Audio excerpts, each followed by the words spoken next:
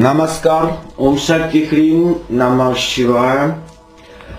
Kali and the cult of the 10 Mahavidyas. The Tantra describes the ritual worship of 10 sacred esoteric formulas, the Mahavidyas. The word Vidya has various tantric connotations.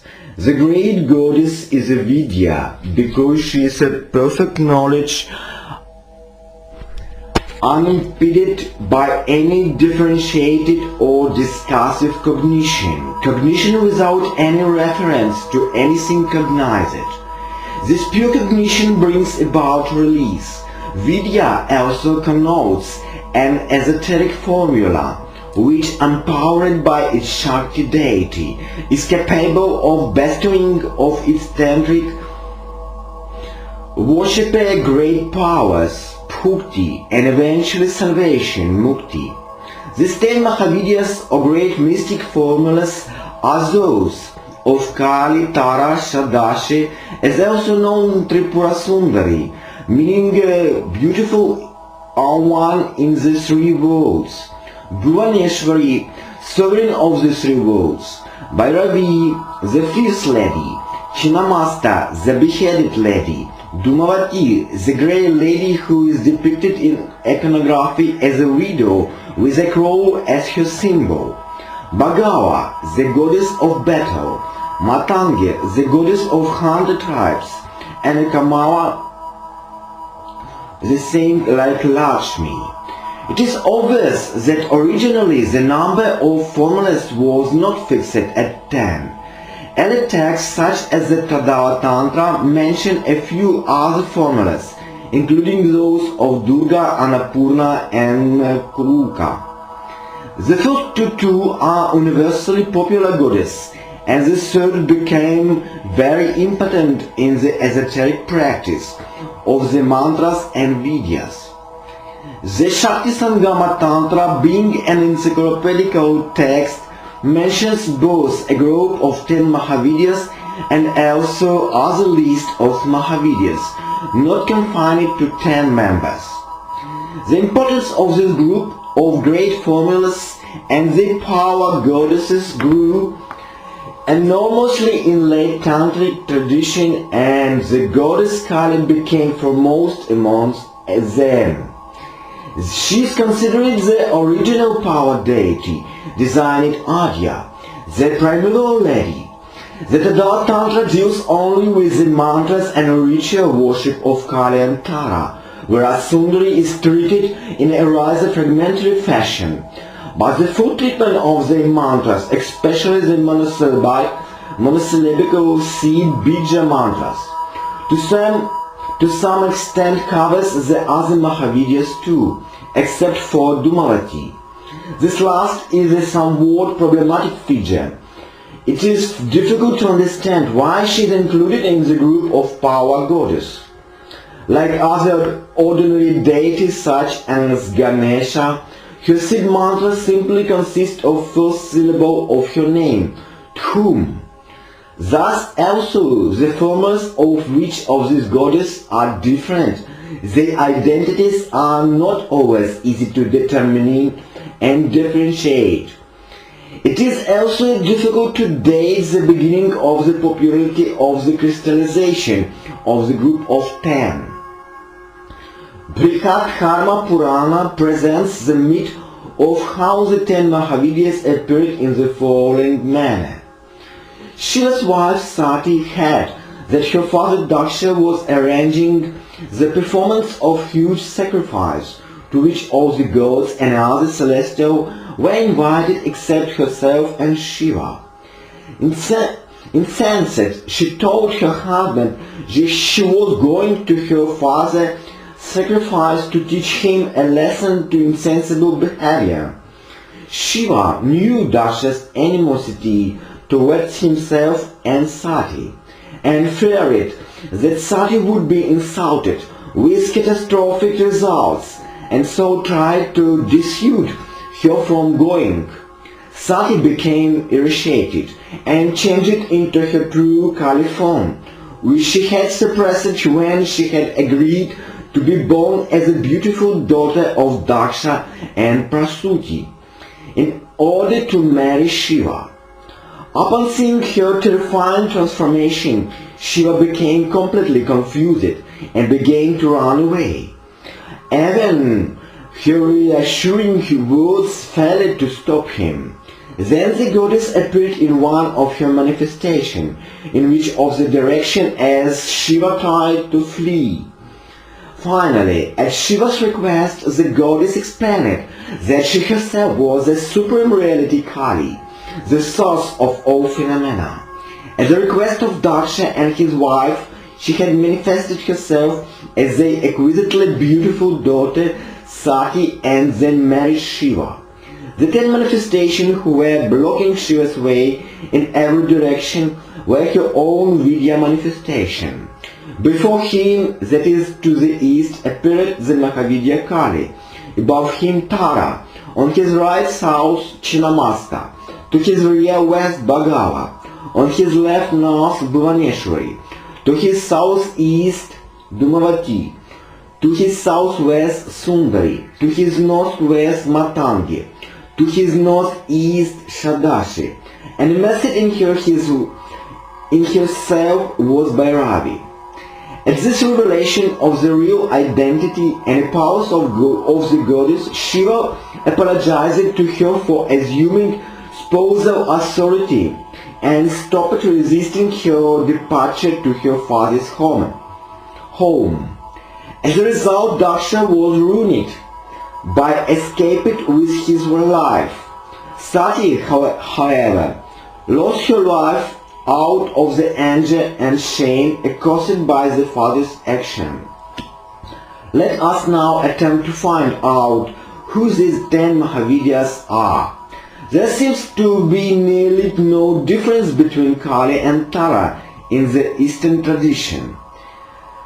Mahachina Krama Tantra explains that in the Mahachina tradition, antinomian practice are essential for Tara worship.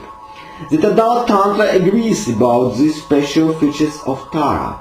Also, the Adult Tantra prescribes for Tara's worship the use of the 5 esoterical ingredients: meat, fish, alcohol, woman, and sexual fluids that signify Vamachara practice.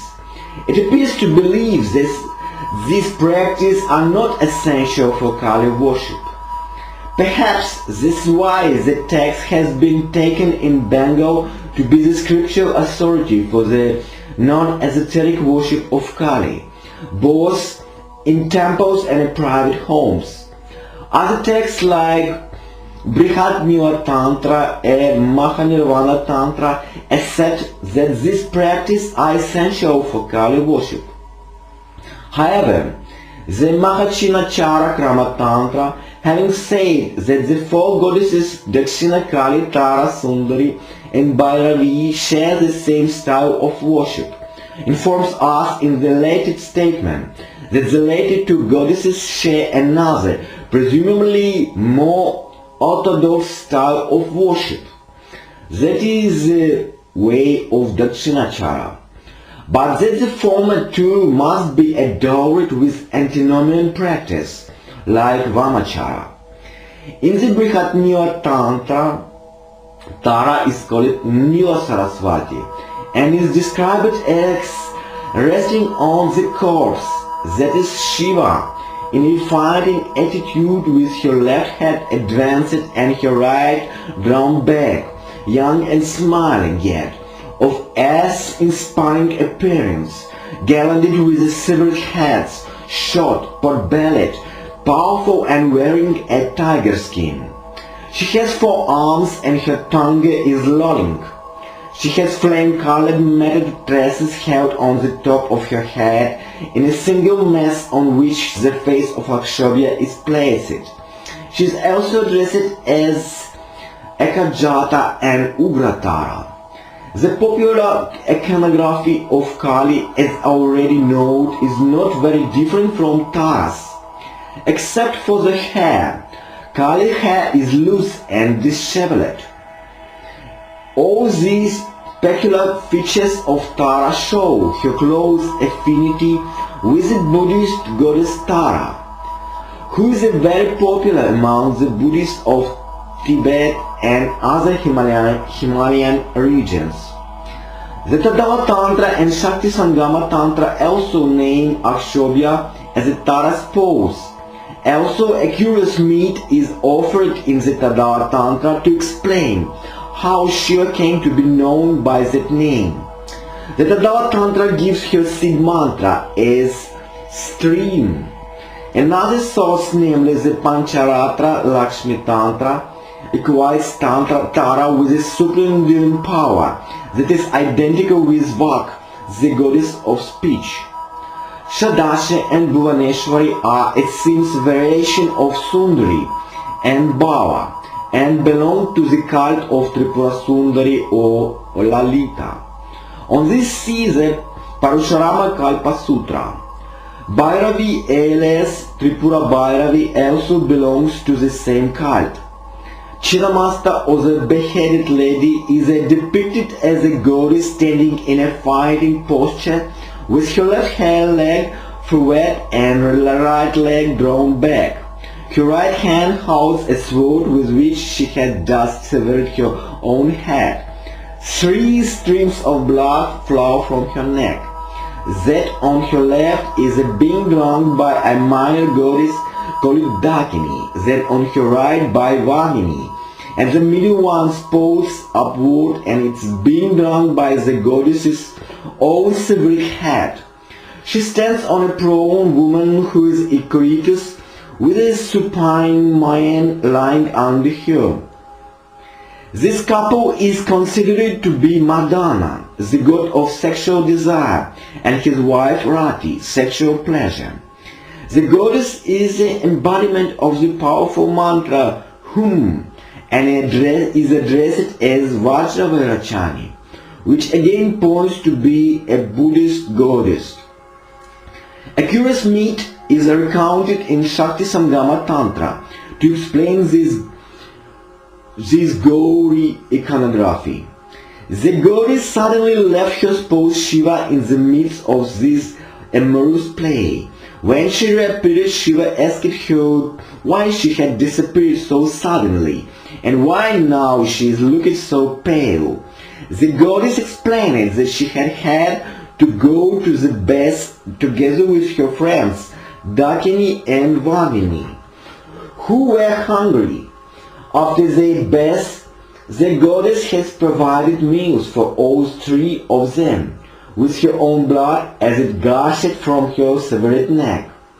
Bhagava or Bhagavamukhi is a golden complexioned form of Tripura Sundari, the deity who presides over deadly weapons. It is difficult to identify Dumavati, who is tall, dark, rough and thick complexioned. Her hair is thin and matted, and her disposition is restless and bellicose. She wears solid clothes and rides a chariot with a banner displaying a crow. She is seen as an incarnation of all that is sordid, antisocial and auspicious in woman, an antithesis of the goddess Shri. She is depicted as a widow who was allegedly gobbled up her husband Shiva in a fit of hunger. She was born from the smoking fire of the destruction of Daksha's sacrifice and the death of Sati. Frowning, she howls desolately and carries a winnow-winged fan. Lakshmana Desika, the commentator of the Sharada Tilaka Tantra, states that Dumavati is the same goddess as Dhyeshha.